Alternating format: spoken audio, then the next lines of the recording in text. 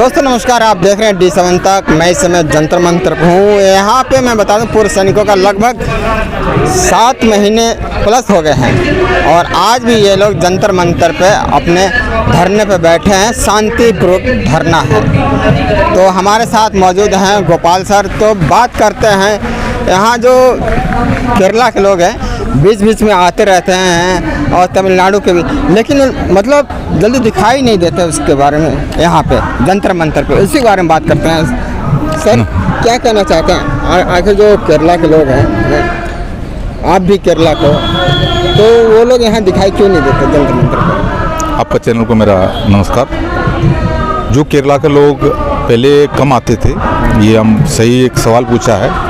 जो कि केरला स्टेट, जो मैक्सिमम साउथ इंडिया स्टेट में जो 90% पूर्व सैनिक जो देशीय संगठन के नीचे रहता है, अधिकारी के संगठन के नीचे रहता है। और वहाँ पर अगर मान लो कि पूर्व सैनिक, आपको ये बताने की ज़्यादा ज़रूरत नहीं है, आपने 7 महीने से यहाँ देख रहा है हमारा से सवाल जवाब करते टाइम पर। हमारे पूर्व सैनिक मजबूर टीम है। मजबूर का मतलब यही है, हम 40 साल में निकल के आता है 90%।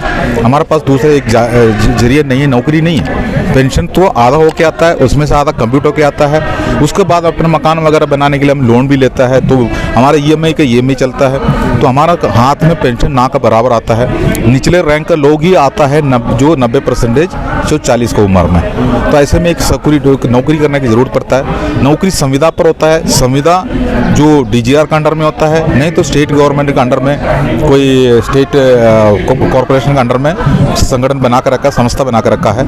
उसका जरिए होता है इंडियन एक्स-सर्विसमैन लीग का या स्टेट एक्स-सर्विसमैन लीग का अंडर में होता है। ऐसे में वहाँ पर जाके पेंशन होने के बाद उनके पास जाके रजिस्ट्रेशन करना बहुत ज़रूरी है। रजिस्ट्रेशन करेंगे तब वो नौकरी देंगे आपको। कोई ना कोई नौकरी जो मिल रहा है वो भी संविदा का नौकरी होता है, 11 महीने के एग्रीमेंट के ऊपर होता है।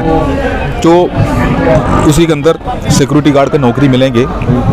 अगर उस नौकरी करने के बीच में जंतर मंतर जैसे जगह पर, जो बहुत दूर में है केरला से, अगर यहाँ पर अनिश्चितकालीन आंदोलन अगर हो गया तो यहाँ पर आना उनके लिए बहुत मुश्किल है। जो कि वो वहाँ से अगर 10 दिन के लिए यहाँ निकल के आएंगे, आने जाने का जो खर्चा भी होता है, आने जाने का जो सफ़र भी होता है, तो उनका हाथ में जो दिया हुआ नौकरी, उस नौकरी का कॉन्ट्रैक्टर हमारा अफसर है, वो उनसे छीना चाहेंगे।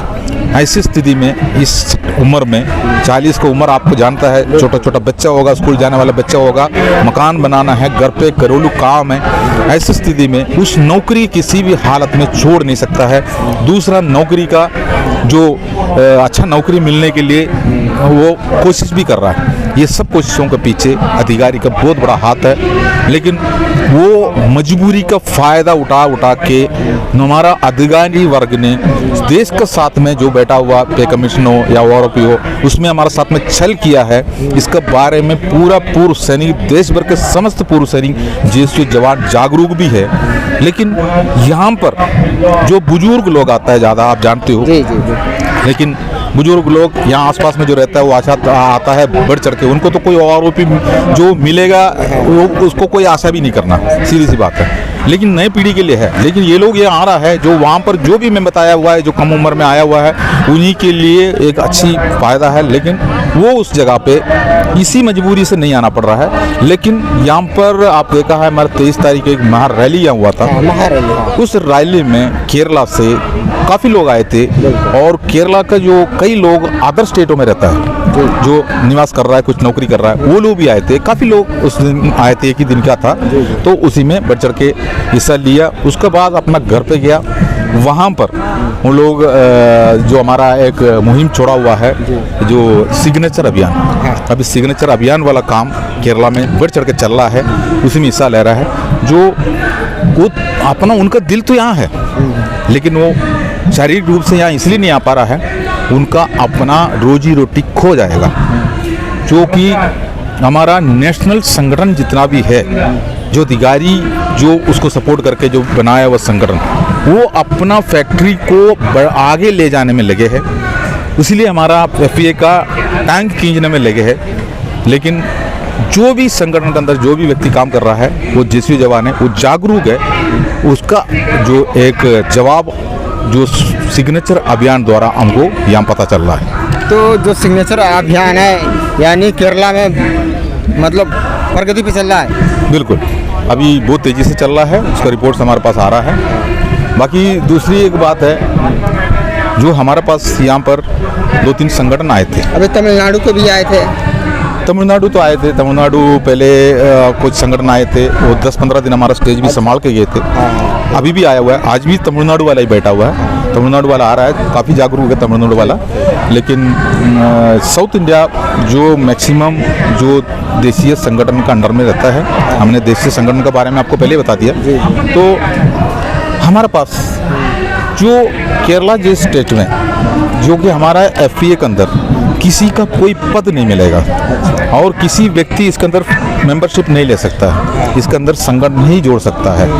तो वो जो जुड़ने वाला जो संगठन का जो नियम यही है, वो राजनीतिक नहीं होना चाहिए, अपना ऑफिसर जो मेंबरशिप होने वाला संगठन भी नहीं होना चाहिए। तो ऐसे कोई फेडरेशन जो अभी बना हुआ है, ऐसे फेडरेशन को आगे लेके जाने नहीं देंगे, उसी के पीछे लगे हैं टंग खींचने में। फिर बिल्कुल फिर भी FPA बहुत तेज गति से आगे निकल रहा है, वो निकलेंगे क्योंकि वो मजबूत हाथों में वो चल रहा है, मजबूत कानून के बना के आगे लेके जा रहा है। आप केरला से हो, कहीं इसी वजह से तो उनकी पढ़ाई नहीं कर रहे हो? देखो, केरला से होने के बाद भी मैं इस जगह पर रह के मेरा जो दिया हुआ मेरी जिम्मेदारी के हिसाब से मैं किसी दूसरा स्टेट, तीसरा स्टेट या मेरा स्टेट करके बात नहीं कर सकता है। जहाँ पर यहाँ सहयोग करता है उसी हिसाब से मैं जनता के सामने रखना पड़ता है। तो इसी हिसाब से मैं बता रहा हूँ, यहाँ पर सबसे पहले केरला का ही संगठन के जो ऑल केरला हीरो सोल्जर्स करके यहाँ आए थे, आप बैनर भी देखा है, वो लोग इधर आए थे। वो लोग अभी भी साथ दे रहा है, जो मतलब वो दिल से वो हमारे साथ में है। वो इधर आया भी है, 21 जो हमारा 23 तारीख का प्रोग्राम में भी आए थे, बढ़ चढ़ के हिस्सा ले लिया। वहाँ भी जाने के बाद सब जो अपना अभी जो हमारे बताया हुआ जो सिग्नेचर अभियान उन्हीं से भी चल रहा है। फिर उसके बाद आपने देखा होगा एक अपना जय हिंद, आपको याद भी होगा जय हिंद का जो प्रेसिडेंट इधर आए थे, आपका साथ में बातचीत भी किए थे, छाती भी पीट रहे थे, वीडियो आप लोगों ने बनाया था, चंदा भी दिया था। उन्होंने व्यक्तिगत रूप से कई बार मेरे से फ़ोन भी किया था। वो तहे दिल से हमारा साथ में है, हमारा मांग का साथ में है, हमारे एजेंडा का साथ में है, ये भी मेरे को वादा किया है। मैं भी वही उस वादा के ऊपर मैं भी विश्वास कर रहा हूँ। उसी हिसाब से हमारे एक NHCC है, नेशनल संगठन है, जो NHCC कई संगठन रहता है कई नंबर पे, जो उसी में एक देश जो नेशनल संगठन होता है वो यहाँ पर आए थे, चंदा भी दिया था। चंदा देने के बाद कई बार वो चंदा के बारे में प्रचार करते रहा, हमने इतना चंदा दिया, हमने इतना चंदा दिया। और हम यहाँ से जंतर मंतर पर जाकर आने के लिए हमारा लोग 3 आदमी 3 बार यहाँ से हवाई जहाज में जाकर आए थे। उसका खर्चा देखो, चंदा का खर्चा देखो, जितना हमने बढ़ चढ़ के उनका साथ दिया। देखो सर, ऐसे है, हम चंदा लेने के लिए यहाँ नहीं बैठा है, चंदा का ज़रूरत पड़ता है, एक बात अलग है। चंदा दे दो करके हम किसी को दबाव नहीं डालता है। जो हमारे पास रेसिप्ट किताब रखा है, जो पुरुष सैनिक है उनको पता है, वो खुद ही संगठन चला रहा है। उस संगठन में भी उनके पास जो पैसा आया है, जो फंड आया हुआ है, वो भी चंदा का दौर पे ही आया हुआ है, जो कि वहाँ का लोग उनको चंदा देता है। पुरुष सैनिक मेंबरशिप लिया है, वही पैसा को उन्होंने यहाँ हमको दिया है। तो कोई गलत नहीं किया है, बहुत अच्छा काम किया है जिंदगी पे। उन्होंने उनका संगठन बन के 1983 से बना हुआ है, कई 40-45 साल हो चुका है। सबसे पहले उन्होंने एक अच्छा काम अगर किया है तो जंतर मंतर में चंदा दिया, वही किया है, जो कि जिस जवान का पैसा है उसका सदुपयोग किया उन्होंने। ठीक है, बाकी उन्होंने हवाई जहाज में आया, 5 स्टार होटल में रहा, चला गया, ये तो मिसयूज बोलता है, वो मिसयूज बोलता है। अगर वो आना है, आने के लिए पैसा की जरूरत है, ट्रेन में भी आ सकता है, कम खर्चा कर सकता है, लेकिन वो कम खर्चा में नहीं है, वो हमेशा IRC के इसमें आता। हमने अभी देखा था जो NHCC का एक यूनिट अभी जो ये अपना अगस्त महीने का 4 या 5 तारीख को आए थे केरला यूथ में, जो अपना यहाँ का जो नई दिल्ली का केरला यूथ में उन्होंने अपना वो हॉल बुक करके हमारा नेशनल मीडिया को, हमारा सोशल मीडिया को भी यहाँ से इन्वाइट किए थे, उनको बुलाए के लेके गया, बातचीत कर रहा था। वो उसके अंदर मेमोरेंडम दिखा रहा था, उसका जो पदाधिकारियों ने केरला से भी बहुत लोग उसके अंदर आए थे, वो मेमोरेंडम दिखा रहा था। उस मेमोरेंडम में बता रहा है जो 1973 तक, 70 तक, 71 तक पूर्व सैनिकों को पेंशन 73% देते थे। बाद में वो 73% कटौती हो गया। तो मैं एक बात कहना चाहता हूँ, 73 से लेकर अभी तक 40-45 साल उनको मौका मिला बात करने के लिए। उनका टाइम पर जो पे कमीशन, जो 4th पे कमीशन, 5th पे कमीशन, 6th पे कमीशन सब निकल के गया, तब उनको बहुत बात करने का मौका नहीं मिला। जंतर मंदिर में हमने अनशन छोड़ा। जंतर मंदिर में बहुत कठिनाई के साथ में हम लोगों ने FA बनाया। FA का टांग खींचना कोशिश किया, उसी के लिए उन्होंने यहाँ आया, इधर आके कुछ पद मिलेंगे करके, क्योंकि पद का लालच होता है सबको, लेकिन यहाँ पद नहीं है, क्योंकि यहाँ हमारा बायलॉस ऐसे बना हुआ। अब उन्होंने आया था, उन्होंने चंदा भी दिया, अपना समर्थन भी दिया। ND तिवारी भवन में हम लोग ने क्लियर घोषणा किया था, पहले से अनाउंसमेंट कर रहा था, अधिकारी से जुड़ा हुआ संगठन, राजनीति से जुड़ा हुआ संगठन, प्लीज आप यहाँ मत बैठिए, आप ना समर्थन दे दीजिए, लेकिन अगर समर्थन आप देंगे तो भी हम उनको बाहर करना पड़ेगा। तो ऐसा नौबत ना आए, इसलिए ऐसे लोगों को यहाँ आने की जरूरत नहीं, ये क्लियर बताया था।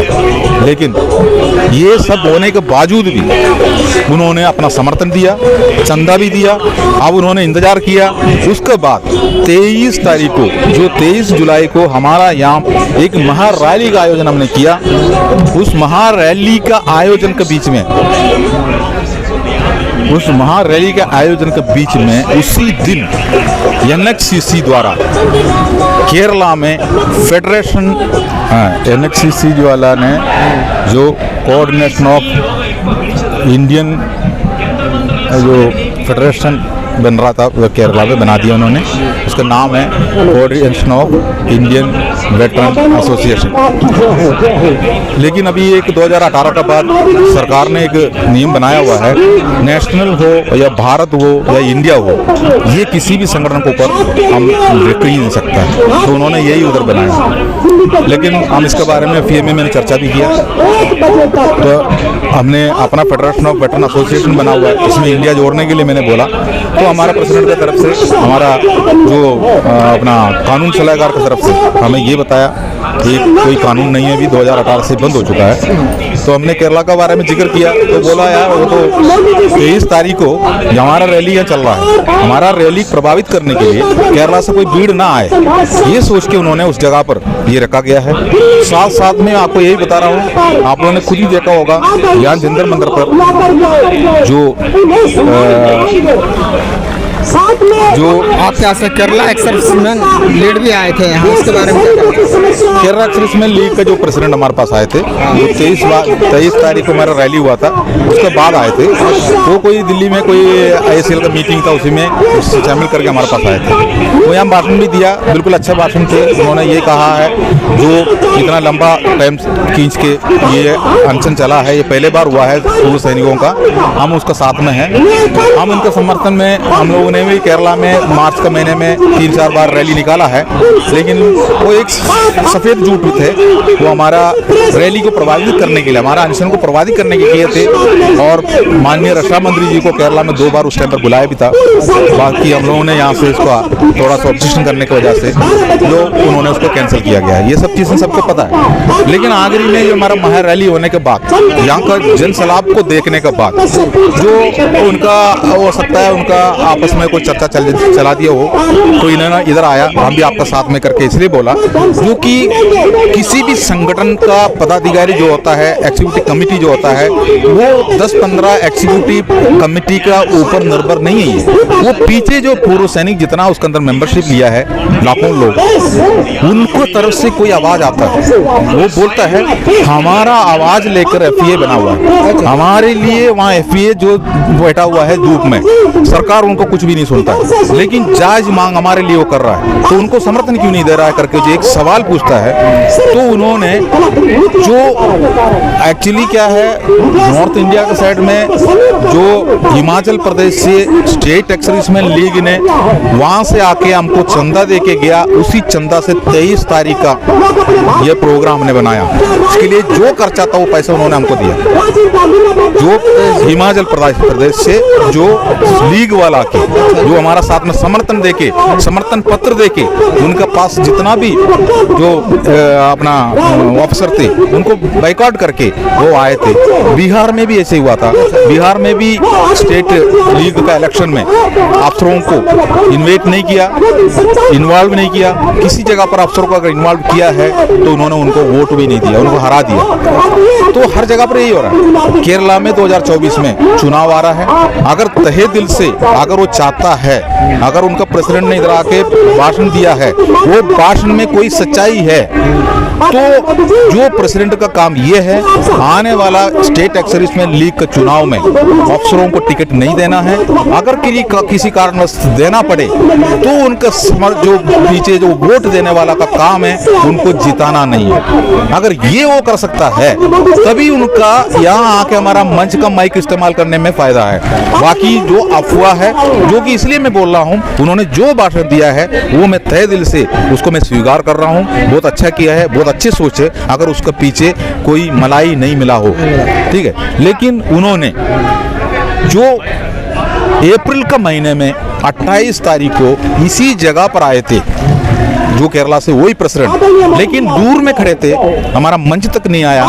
हमारा मंच पे उनको इनवाइट करके माइक से अनाउंस करके बुलाया, तब हमारा मंच पे आया, फिर भी मंच पे बैठा नहीं है। जो उसी जगह पर खड़ा होके 5 से 6 मिनट या 10 मिनट खड़ा होके उन्होंने पूरा एक दो फोटो निकाला, चुपचाप चला गया। हमसे किसी से बात नहीं किया, ना मेरे से भी बात किया, ना हमारा उपस्थिति रजिस्टर में अपना नाम तक नहीं लिखा, ऐसे चला गया। तो ये क्यों? अगर उसी के पहले ही तो वहाँ 4 जो मार्च का महीने में उन्होंने हमारा समर्थन में प्रचार कर रहा था, उन्होंने ये बोला तो हमारा समर्थन में है से हमारा माइक इस्तेमाल करना था, लेकिन नहीं हुआ। उसके बाद वो चला गया। अभी 23 तारीख का जो हमारा 23 जुलाई का जो रैली के बाद उन्होंने यहाँ आए थे, तो उनके ऊपर दबाव है, तभी आए हैं। मेरा मन ऐसे बोल रहा हूँ, क्योंकि देखो एक गर्म दूध में मुंह लगाया हुआ बिल्ली, उनका सामने ठंडा दूध रखने से भी वो उसमें मुंह नहीं लगाएंगे। तो हम इस जगह पर जो मंच का संचालक है, तो मुझे हर चीज देखना पड़ता है। मंच के संचालक के नाते हमारा एग्जीक्यूटिव कमेटी को, हमारा फेडरल मेंबर्स को हम हर रोज की रिपोर्ट देना पड़ता है, कौन कौन कैसे कैसे आए थे। तो केरला स्टेट एक्सर्विसमैन लीग का प्रेसिडेंट इधर आए थे, भाषण भी दिए थे, अच्छा भाषण दिए थे, हमारे फेवर में दिए थे। पहले उन्होंने क्यों नहीं आया, आने के बाद क्यों नहीं मिला, ये एक सवाल क्वेश्चन हमारे पास मन के अंदर पड़े हैं। लेकिन वो जहाँ भाषण देके गया भी है, हमारा उपस्थिति रजिस्टर में नाम भी लिखा है, उसके बाद चला गया है। उसके बाद केरला में भी इसका बहुत बड़ा प्रचार हो रहा था, जो वहाँ के पूर्व सैनिकों ने बोला हमारा प्रेसिडेंट वहाँ गया था, लेकिन उस पूर्व सैनिकों को ये तक नहीं पता है जो कि यहाँ संगठन समर्थन पत्र देना पड़ता है। केरला स्टेट एक्सर्विसमैन ने कोई समर्थन पत्र नहीं दिया है। समर्थन पत्र हमको बिहार स्टेट का भी मिला है, हिमाचल स्टेट से भी मिला है, लेकिन केरला स्टेट का नहीं मिला है। सिर्फ एक अफवाह है, एक दिखावा है, हम यही बोलता हूँ। लेकिन आने वाला टाइम पर 2024 में उनका चुनाव है। अगर वो चुनाव में अगर जो हमने ये बोला है, हमारा कहने पे नहीं है, अगर उनको अपना भविष्य चाहिए, उनका जो वो इस जैसा कर सकता है, ये हमारा तरफ से एक सुझाव है। अगर वो करना तो कर सकता है, नहीं तो नहीं करना। बाकी जो भी जो NXCC है वो भी इधर आए थे, हमारे साथ मिले थे, 2-3 बार आए थे, यहाँ पत्रकार से भी बात किए थे, वहाँ चला गया। जो उन्होंने कुछ पद इसमें नहीं मिलेंगे करके सोचा, तो 23 तारीख का ही डेट निकाला। तमिलनाडु स्टेट वाला भी इधर आए थे, आप देख रहे हैं। वो तमिलनाडु स्टेट एक्सर्विसमैन कन्वेंशन, उसके बाद NXCC वो प्रेसिडेंट यहाँ आए थे। जो ऑफ कैमरा में मेरे से बताया हम आ नहीं सकता है, ऑन कैमरा के सामने उन्होंने बताया जो हम बढ़ चढ़ के 23 तारीख को समर्थन दे रहा हूँ। तो ऑफ कैमरा में कुछ बोलना, ऑन कैमरा में कुछ बोलना, और 23 तारीख को तमिलनाडु में रैली रखना, उसी डेट में, उसी टाइम पर। यहाँ पर जो दिल्ली में जो हमारा दिल्ली वेटरन्स है और जो सोसाइटी जो है, ये दोनों ने मिलके 23 जुलाई को हर जगह पर तिरंगा यात्रा का भी आह्वान कर दिया, जो कि हमारा स्ट्रेंथ यहाँ कम हो जाए, यहाँ का भीड़ कम करने के लिए, कमजोर करने के लिए, यानी सैनिक बट गया। और NXCC ने अपना जो मीटिंग में केरला में खुद बोला है, जंतर मंतर पर जो अनशन चल रहा है, हम उस अनशन का समर्थन में ये नहीं कर रहा है। हमारा मीटिंग उनका समर्थन के लिए नहीं है, जो उन्होंने क्लियर मलयालम भाषा में वहाँ बोला है। इस वीडियो वहाँ से पूर्व सैनिकों ने मेरे को पर्सनली भेजा, ये क्या हो रहा है। लेकिन उन्होंने यहाँ समर्थन देके किया, उन्होंने यहाँ चंदा देके किया, चंदा का गिनती बोल रहा था, आने वाला जाने वाला खर्चा बोल रहा था, लेकिन वहाँ पर प्रचार कर रहा है हम उनका समर्थन में नहीं है। उसके बाद उसका कारण बोल रहा है। तो लेकिन हम इस टाइम पर हमने बढ़ चढ़ के FA बन के आया हुआ है। केरला स्टेट सबसे ज़्यादा उसके ऊपर बढ़ चढ़ के हिस्सा ले रहा है, जो साइन ले रहा है व्यक्तिगत रूप से, बहुत तहे दिल से इसके अंदर जुड़े हैं। अब इसलिए इस टाइम पर ये बात नहीं बोलना चाहिए था, लेकिन इस टाइम पर आपने इस सवाल पूछ रहा है मेरे को, तो हमने इस सवाल का जवाब आपको दिया है, जो भी क्लियर है। जहाँ वहाँ भी जो हो रहा है वही आपको हमने जवाब दिया है।